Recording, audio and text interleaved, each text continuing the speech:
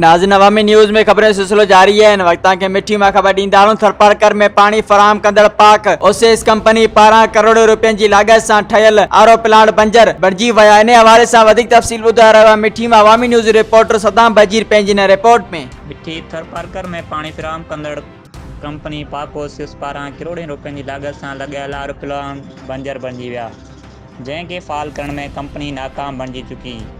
त ॿिए पासे आरोपलांट जे रखियल मटीरियल मां केतिरो सामान काबाड़ी में विकिरो थियणु लॻो।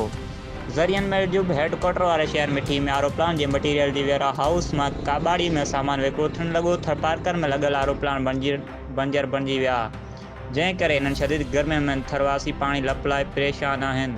त ॿिए पासे कंपनी में कमु कंदड़ मुलाज़िम पघारनि लाइ मुसलसल सिरापा एहतिजाज बणियल आहिनि, जेको पंहिंजे बचनि खे बुखनि ते पालण में मजबूर बणिजी विया आहिनि, जिन्हनि खे पाक ओसियस कंपनी तोड़े पब्लिक हेल्थ पघार ॾेई न सघी आहे। हिन वक़्तु पियल सामान मां छकड़ा भरजण लॻा आहिनि, जेको सामान कंपनी जे मुलाज़िम वेयर हाउस जे इंचार्ज राजेश कुमार ऐं कंपनी जा इंचार्ज इर्शाद जूनियर जी सरपरस्ती में विकिरो थियणु लॻो आहे, जंहिं ते चूंडल ईमानदारनि तोड़े ज़िले इंतज़ामिया घुर्जे जल्द नोटिस हस्ती जांच कई वञे।